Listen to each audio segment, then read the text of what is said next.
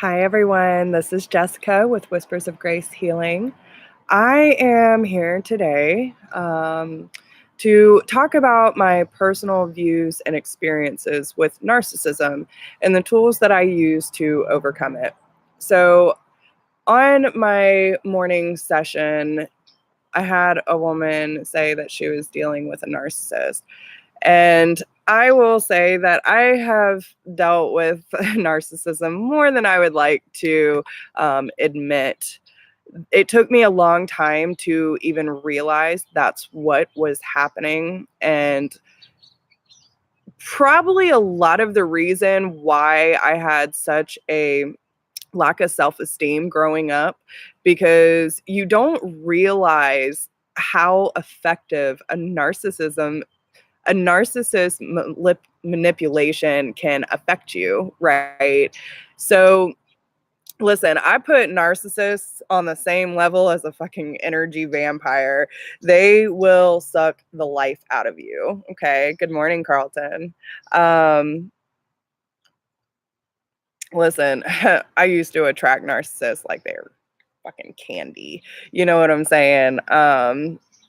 I, especially being an empath, I feel like a lot of empaths naturally attract narcissists because narcissists, and okay, let me finish this and then I'll go into the definition of narcissism. Okay, I even Googled it, y'all. But I feel that narcissists are attracted to empaths and light workers because they need this sense of domination, being in control, right? They know exactly what they're doing when they approach you. And of course, being a light worker or an empath, we have this light about us. We have this natural ability to attract people and especially hurt people. So when they're attracted to us, it's like a moth to the flame. They want what we have, and they know that we are a source of supply for them, that we will do what they want us to do or make them feel how they want to feel because we are caregivers. We want to make people feel better. So it's very easy for an empath or a sensitive being wrapped up in their bullshit. So before I go any further, and listen, the definition of a narcissism, the first one that will pull up is someone being like overly into themselves. And it says a person who has an excessive interest in or admiration of themselves, which is not always the case. I mean, usually a narcissist, you will see that they, look very clean and proper, or they want to push this image of themselves that they got it all together, right? They have everything and a cup of tea with a shot of whiskey just for you. You know what I'm saying? Like, they put on it, and it's all a mask. Like, they want to present themselves as this higher being, right? So if you dig more into it, and this is what I really feel kind of goes more with the narcissist and what I have experienced myself, but it says individuals with this disorder exhibit a lack of ability to empathize with others and an inflated sense of self-importance. I do get that. Okay. And we can all have narcissistic tendencies. It happens. That I think it's part of human nature. But usually the sensitive or the empath is really good at checking ourselves and saying, okay, I feel this way, but I know it's wrong. Like, so yeah, it frequently described as arrogant, self-centered, manipulative, and demanding, which I totally agree with. So my experiences, and listen, in all different forms, a lot of them like personal relationships, but I've even been to the point where, okay, and I hate to say this, but it's the truth. My grandmother, okay? And I will say that I have noticed a lot of the narcissists that I have dealt with have all had addiction issues. And I feel like it's one of their ways of coping with the pain that they really feel inside about themselves, because they feel that their their inferiority messes with them so bad that they feel like they have to dominate other people in order to make themselves feel better. They have to feel on top of the game. So it's kind of like the whole bully situation. The bully usually really feels like shit about themselves deep down, don't have a real sense of purpose or any empathy for themselves. So they have to project this onto other people in order to feel of more importance. If they knock you down, they feel better. You know what I'm saying? So they're really also good with the whole manipulation thing of using things against you, breaking people's boundaries. Like, you can straight up be like, this does not feel good to me. I don't like when this happens or you do this, and they try to convince you that it's really that not that big of a deal. You're just being too sensitive, you're crazy, whatever the case may be. And listen, that is, I was talking about that earlier, like total mind fuck, and you know you're being mind fucked. So um it's so messed up, y'all. It's so messed up. But even my grandma, when she was going through her battle with alcoholism, listen, my grandma was good the majority of my life. But when my grandfather passed, all cards were off the table. She went fucking wild. And I actually, in the beginning, was one that came across her because my first love, who was a straight fucking narcissist, lived in the same town that my grandma lived. So I checked on her while I was going to visit, and she was in a very bad place. I mean, like, I won't give y'all details because it was absolutely horrible. But it got to the point where we bought a breathalyzer so we could see how fucked up she was, because she was always someone who took it to an extreme.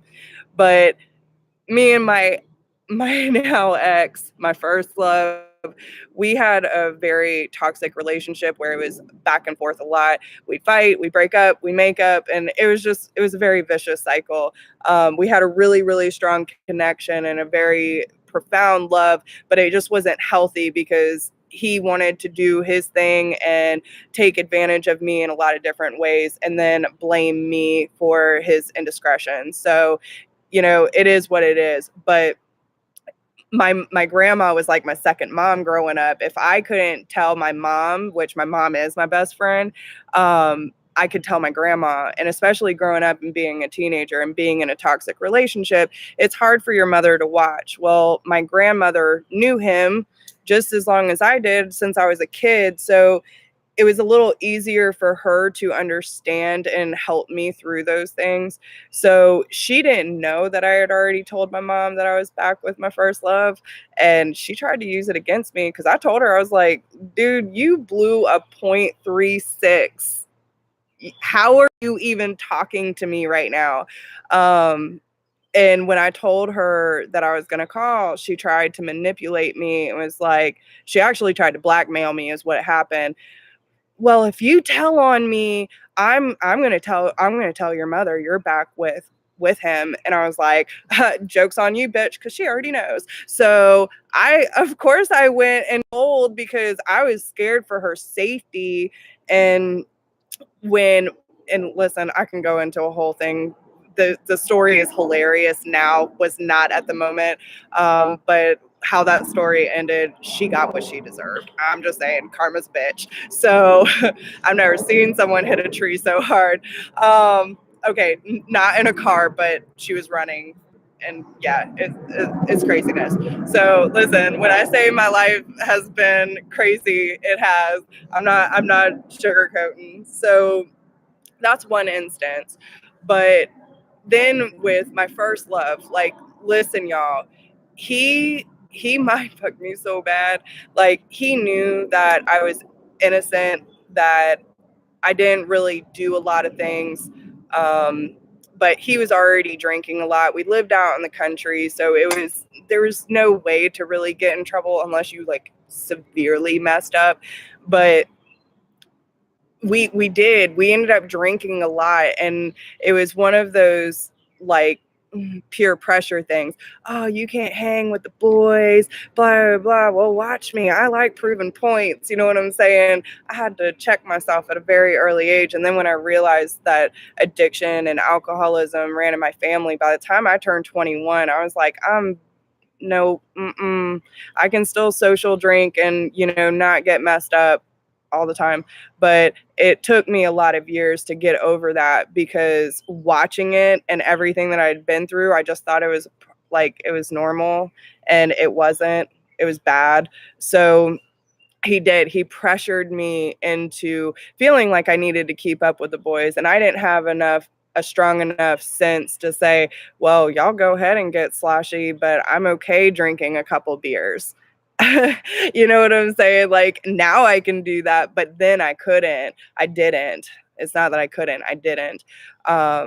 So then it got to the point where, you know, we lived almost an hour away when we were dating. I was up every weekend and during the summer and stuff like that. But there was a lot of time that we weren't seeing each other and we were just talking. Well, when you're long distance, it's very easy to hide things. The only thing is, you're in a small town with my whole family, all of our mutual friends. So, word does get around, but then I was so wrapped up in our love that I couldn't see. I did see, but I ignored all the red flags around me. And we know what the red flags are. Our intuition, our gut tells us, it's like our warning system. We know when it's flaring and when things are saying something's wrong here, and we don't listen. And then we find out later, oh, I should have listened to my intuition. Well, duh, if you listen to it from the first moment that you get the red flags, you'd probably save yourself a lot of trouble. But we all go through it for a reason. Now, where it gets really messy is where, you know, he used sex against me a lot. He would belittle me in such a way. Like, I remember one time I cut my hair really short and he told me I looked like a dyke on my senior prom. Um, he also told me at one point that I deserved something that I absolutely did not. And that was probably asking for it. That was real fucked up. If I ever left, he made me feel guilty. If I was there, he pushed me away. He would have girls calling him while I'm sitting next to him. And then, oh, it's just a friend. I had women that were answering his phone and being like, yo, bitch, I've been with him for 3 years, yet I've been with him for 5. He don't want nothing to do with you. And then he ends up, spilling a bunch of bullshit. Oh, she's crazy. She just wants me. And then I have his siblings like Jess. I saw them kiss, multiple of them, right? So, and of course, he still manipulated me into believing that she was just crazy and she, saying all this shit out of spite. But in reality, he was cheating with her for a very long time and using her the same way he was using me. And it wasn't the only one. There was family friends that my brother, who is 5 years older than me, played with one girl when they were kids. Like, we all knew each other, and they actually dated like a year or so before we ever got together. But she didn't like it. She did not like it one bit, and she tried to manipulate her way in, which of course he was too, and used her whenever he felt convenient. He did this a lot with a lot of different people. And this is what narcissists do. They use people to get what they need. They use you to fuel whatever desire, to make them feel wanted, to make them feel invincible on top of the world. What the fucked up part is when he told me, I believe I'm such a good liar that I feel like I could pass a lie detector test. I was probably 17 at the time, and it's like, that doesn't sound right. Like, why would you want to be? And listen, I'm a terrible liar. I will tell you straight up. I will either not say anything at all, or like, I'm really good at just not answering whatsoever, or I'll tell you the truth, but I can't lie. I'm a terrible liar. My face shows it. It's just better for me not to even try. And I've been like that since a child. Thank God for mom and Dawn dish soap. Lemon scented. If you're wondering about your kids, it works. Okay. So only took one time, but it worked. And yeah, it's followed me since then. I was probably like 4. Um, but I believe in being an honest person and just saying what I feel and being who I am, because it's just a lot easier to be that way. So, because no matter what, the mask will come off. And that's why a lot with the empaths that narcissists are attracted to, we end up seeing it. We end up seeing the mask. And so when we start to call them out on it, they get really defensive. So usually in the beginning, it's the love bombing, it's the gaslighting, it's those kind of things. So love bombing is that like overshowering of love, like, oh, I got all my shit together, me and you are gonna have a good life, I can be so good to you. They make you feel all this goodness, like you're the only one they have eyes for, and then all of a sudden you realize that's a load of shit. Gaslighting is kind of where they make you doubt yourself. Okay, so if you're saying, well, this is my experience, oh no, it didn't happen like that. It did not happen like that. The song, That's My Story and I'm Sticking to It, is coming up. You get what I'm saying? It doesn't matter what the reality of the situation is. Whatever they want you to think happened, they're going to try and make you believe it. And especially for people who are a little bit more on the naive or sensitive side, we're like, okay, well, we try to understand it from their perspective, and maybe that's their reality, whatever the case may be. But this is why we need that really strong sense of self-love and very healthy boundaries. When we say this and they're like, oh no, it's no, boundary, don't cross it. If you can't stand up for yourself and say that I refuse to tolerate this kind of behavior, or have you making me second guess myself or not feeling worthy, which you should never put so much energy into someone giving you validation, having a strong enough sense of self to know where you stand, whether that person is giving you what you need or not, but also having a sense of self to say, but I want this from my person. I want this from the people in my life. And if they can't give it to you, then you shouldn't be wasting your time. Because listen, a narcissist will drain you till you are bone dry, till there is not a sense of self left. You're going to question everything that you stand for, everything that you've experienced, everything that you feel. They're going to try to convince you that you don't have a sense of reality, which is what my ex-husband, almost Thursday, tried to convince me of. I remember one time where before my hysterectomy, he actually said, well, listen, I know what menopause is like. I went through it with my mother. I got you. I support you. Then I get through the surgery. And of course, I'm having trouble with my hormones and the fact that I'm 26, can't have my own kids. I'm in pain emotionally, physically. And I was crying to him like, I feel empty. I feel empty. And he's like, well, you need to figure a way to get over it. And that is how I remember it being said. And he swears it was not. I mean, listen, I might not remember everything, but there are certain things that you just never forget. The way that it made you feel, the way that it came out, the way that it was approached, you remember these things. So I held on to that for a long time. And that should have been a red flag for me right there. But of course, it wasn't. And there are plenty of red flags now that I look back on it. But again, I was looking for that validation. I did not have enough sense of love or acceptance for myself to say this is what I deserve. This is what I want. And I will not accept anything less. Whether you're in my life or you're not, it's going to be what it is, right? So listen, if I would have listened to my intuition in the beginning, before we got married, I probably would have saved myself a lot of heartache. But in reality, there's a lot of things that I learned about myself, and it truly helped me wake up to who I am, what I stand for, and what I want to put out into this world. So if I hadn't gone through it, then I probably still would be taking my slow ass time like normal tourists do. And I wouldn't have been put on that fast track. So I don't regret it, because I did. We had a lot of love. We had a lot of good times, but there was a lot of bad there too.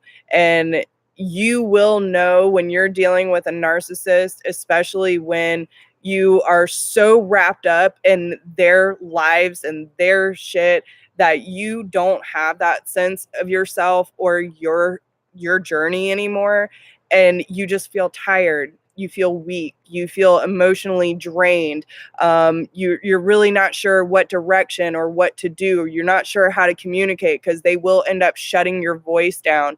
If you try to speak up for yourself, they're going to manipulate you out of using it. They're going to tell you that you don't have any reason to feel like that, which you always have a reason to feel a certain way. Don't ever let someone take that from you. So, yeah, I mean, I really could go on about this shit for hours, because there really is a lot to it.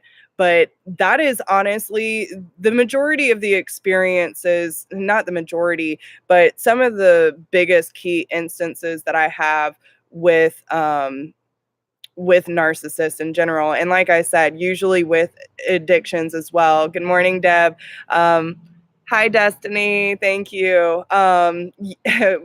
I was called to. So, but again, with the alcoholism, you know, when I first got with my now ex-husband, he wasn't really drinking. And I told him from the very beginning, like, listen, your past is your past. What I care about is how you plan on moving forward. Like, I know that you probably dabbled in a lot of stuff that I'd never touch, but as long as you understand that I am not willing to accept this behavior, because I have dealt with the addicts in my life and I'm not dealing with it anymore, and I definitely don't want to be with one, like, you need to let me know if this is a problem or not. No, no, no, no, no.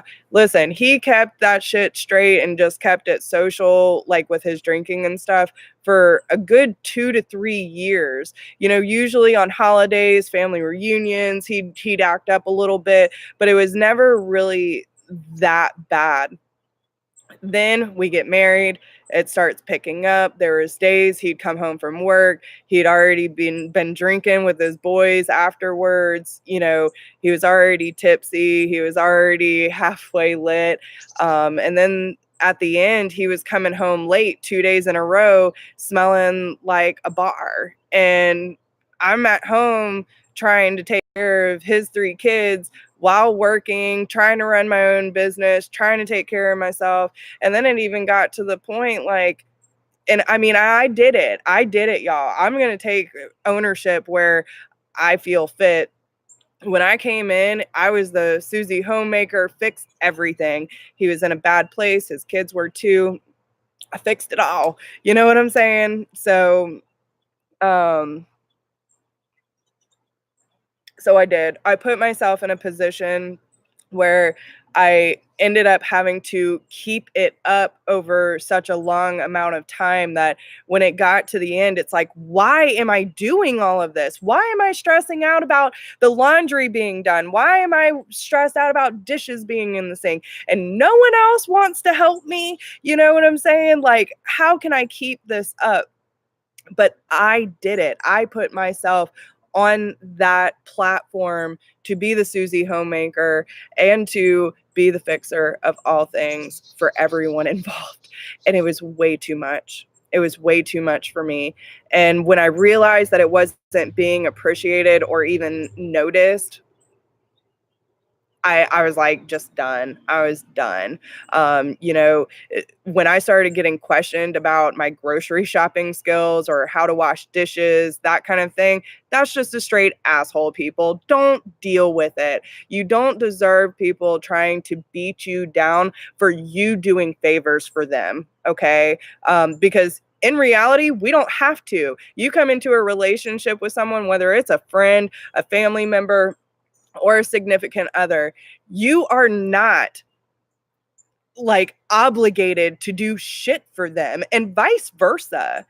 You do things because you want to, and that's the reality of the situation. So I did it. I put myself out there, and I ended up having to keep up with something that wasn't really me.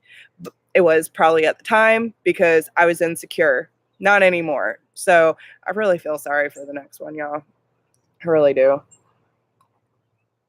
So, you know, if you can't handle a strong-willed woman, you better go on to the local watering hole and find you someone that can handle, because no, sorry, just not doing it. Because they can't do. Yeah, exactly. And that's exactly what I'm getting at, Colby. So it's so sad what people will do to build themselves up. And that's basically what a narcissist does.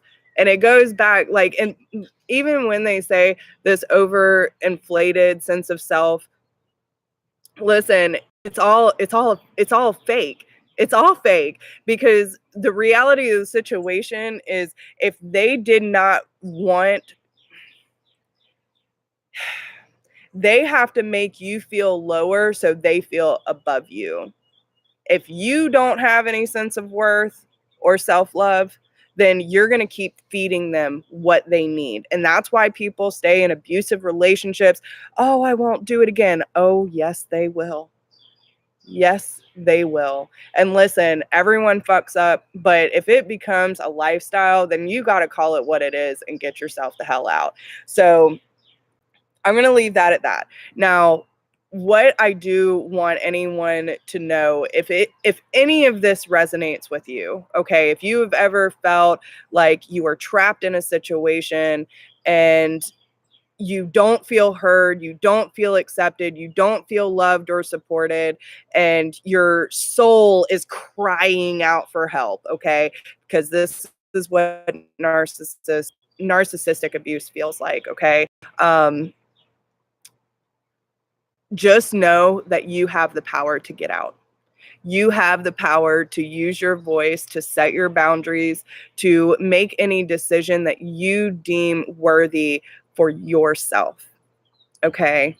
Don't ever let someone make you feel like you have no other option or you have no other choice, because that is abuse. Right? I had my first love say that to me too. You'll never find someone that loves me as much as I love you. Well, guess what? I did. That one didn't work out either, but that's okay, because I know that I have fierce love coming for me because I'm fiercely loving myself. So, joke's on you. And you're still fucking miserable. So, go about your business. It doesn't matter. They're not going to change. Okay. I have actually done a lot of research on this. I have watched a lot of videos, a lot of interviews. They have no empathy for you. So if you are feeling this way and you feel like, well, if I leave, what are they going to have? Oh, they will replace you. And I don't mean that in a bad way, but they will always find someone to feed them some source of energy. They need it. They live off of it. They thrive off of it. So if you think that you're an important part in their scheme, you're wrong. You were just another piece to the puzzle. Okay. So do yourself a favor, get out of the situation as much as possible. Now, when it comes to actually cutting off a narcissist, this is the hard part. A lot of empaths and light workers want to try to be civil, want to try to smooth things over, gain some understanding, some perspective, and some closure. You can't do this with a narcissist. I will tell you this right now. Okay. If you are dealing with a true narcissist, they are not going to hear what you have to say. They will go on for hours and hours and hours trying to convince you. The more you give them room to convince you, the stronger they get, the weaker you will get. They will drain the energy out of you. Okay. So cut off all contact. You have to leave. If you think that trying to talk them out of what they're doing is going to work, it's not, and you're only wasting your time and precious energy. So really gain as much distance as possible if you can. Set your boundaries super strong. Don't let them walk all over you. Don't give them enough time to talk to you in order to manipulate you. Okay. If you even feel for a moment that you're being manipulated, or that there's this, you know, see, I'm already choking up, y'all. If you feel that the conversation is going on that spin cycle of toxicity, just stop the conversation. Okay. I know some people have children with narcissists, and this is why I'm saying this. You can't always fully get away from a narcissist in some situations, but yes, you can set your boundaries and you can stick to them. Okay. Usually what happens when you set boundaries with a narcissist, they try to convince everyone around you that you're batshit crazy. I've had that more than once too. I've lost many friends over it. Well, people I thought were friends, which blessing in disguise too. You're going to lose friends. You are going to lose friends. The people that you think are going to be there for you, it was all part of the game. Okay. So, and listen, give them credit too, because they're being manipulated just like you were. You were just in it more. Okay. So not everyone sees what happens behind closed doors. And everyone gets a different version of the narcissist. So just understand that they are going to show whoever they feel whatever mask they want to be, whatever mask they want to be seen in. So, and the friends that stick around are true ones. Yes, and the friends that stick around are the true ones. And you know, because I've had friends, listen, I had over 100 mutual friends with my ex-husband, and now I'm down to like, I don't know, single digits. And that's not including my friends. That's including his friends that I met through him. Okay. And two of them are my stepdaughters. Unfortunately, I feel like my stepson has taken on a lot of the personality traits of my ex-husband. So I am no longer in contact with him because there's manipulation there too, and I'm not dealing with it. And then just a couple girlfriends, and they're really the only ones that even tried to be supportive. Everyone else just basically ghosted me, deleting comments that I was writing on their post, that kind of shit, like very, very petty stuff. And these are people who loved me, said I was the best thing that ever happened to him, that I had this calming effect. Everything about me was they loved. They didn't ever have a bad thing to say about me. And then all of a sudden, just everything stopped. So this is what the narcissist will do. They will try to control how others see you. They will make you feel, as if you have no leg to stand on. If you have no support system, you are alone. That's what they want you to feel. You will also notice, if you're in a relationship with a narcissist, that slowly over time, you will not see your friends anymore. They'll pull you away from your family.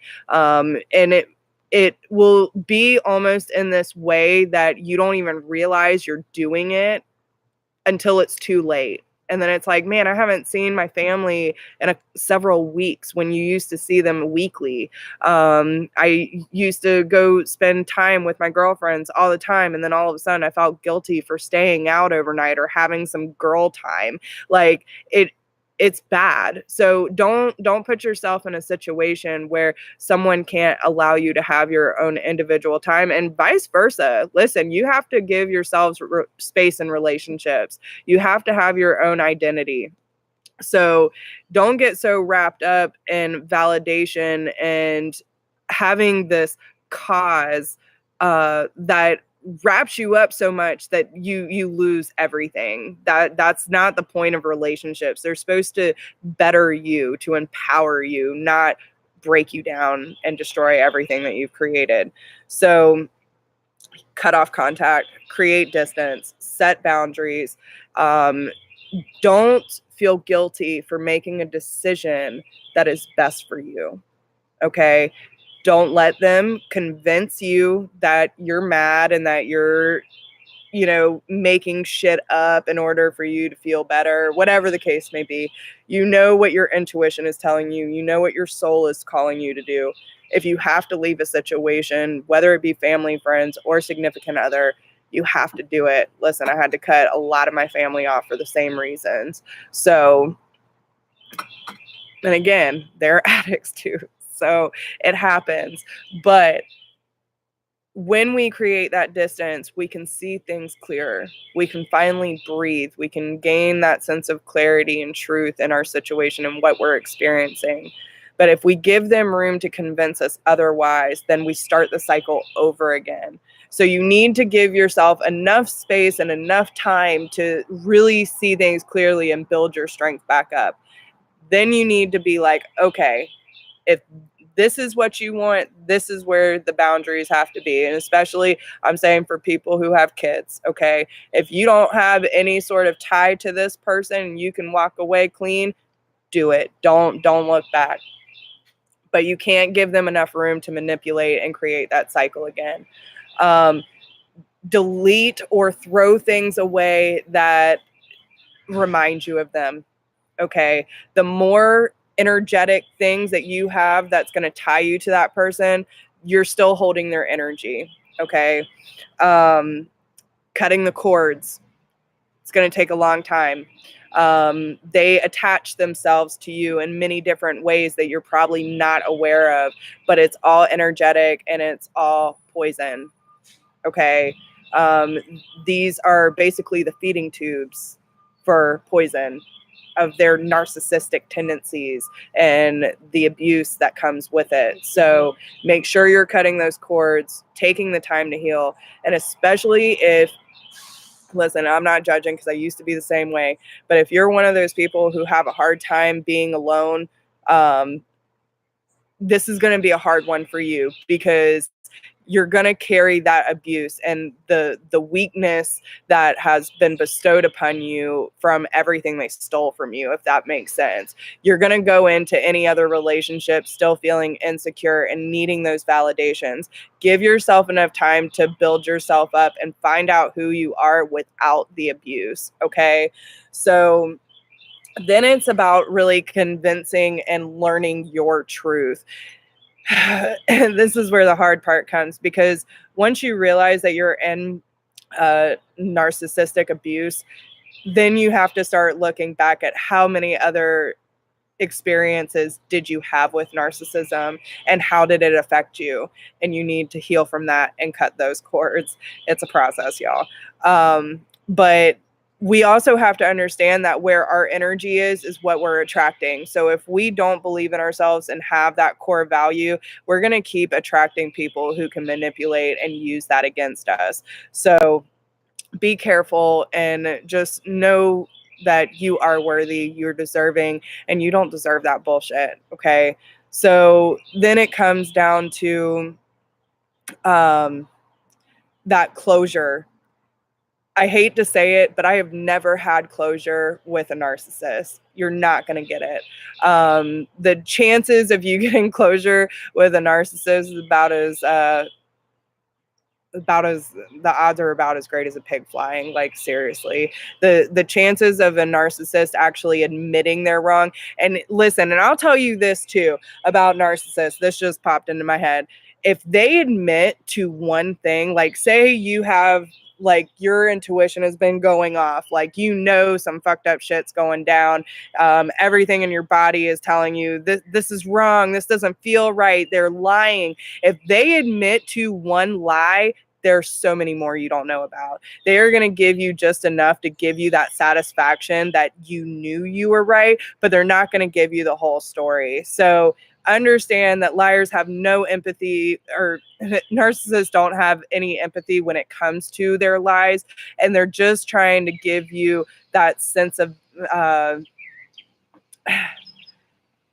don't even know how to word it. Like, they just want you to feel that sense, because they know that if they don't say something, then you're going to keep hounding them. Okay, so they want to get you off their back. If they give you a morsel, then you're not gonna keep chasing for the big cheese. Yeah, okay. So just understand that that's really that part of their manipulation tactic as well. And anything that you do feel is going on, you're probably accurate on.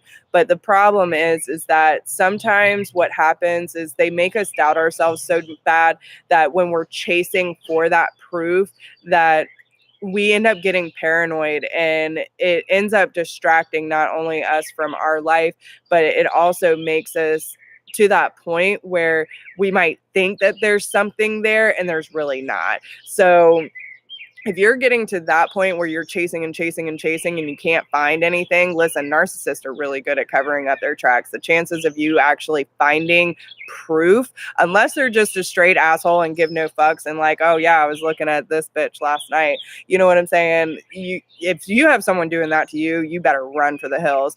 But usually a narcissist is going to cover up very, very well. They're going to delete messages, call logs, their internet history, that kind of thing.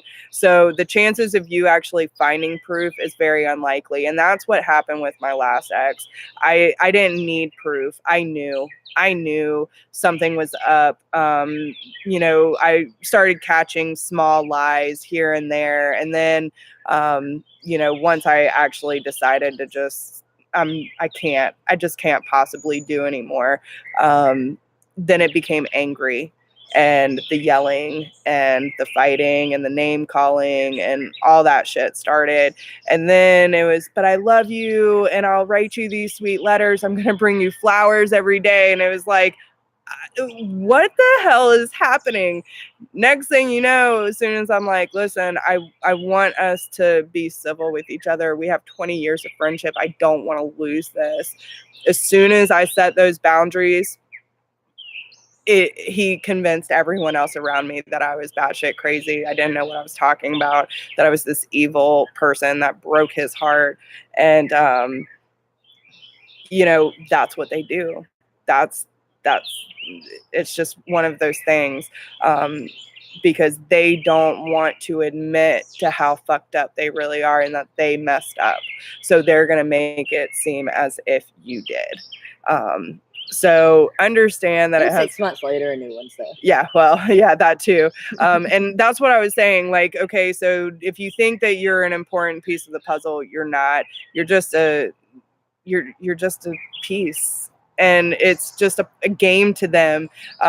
So especially for those, if you're wondering, how can someone love you so much and then rebound and have another family in 6 months?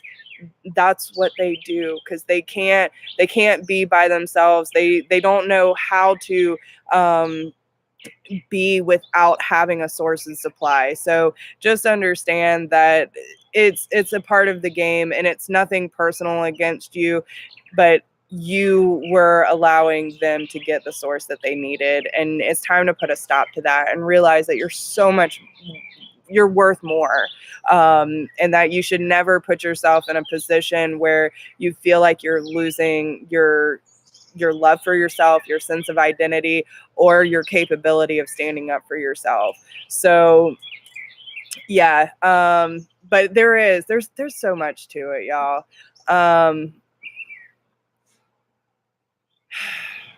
I would definitely say that going through the process, cutting the cords, getting rid of things, cutting off contact, and understanding that it's not your fault. okay? It's not your fault, and that you don't have to accept it. You don't have to allow it into your life, because if you do, you're setting yourself up for failure and you're setting yourself up for abuse. So take care of yourself, understand and recognize the flags. If you see them, call them out.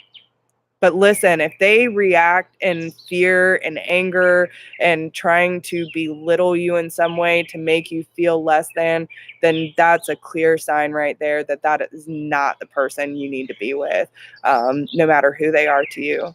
And if they're using that sort of tactic on you to get themselves out of trouble or whatever the case may be, understand that that's their pain, not yours, and you don't have to accept that into your life.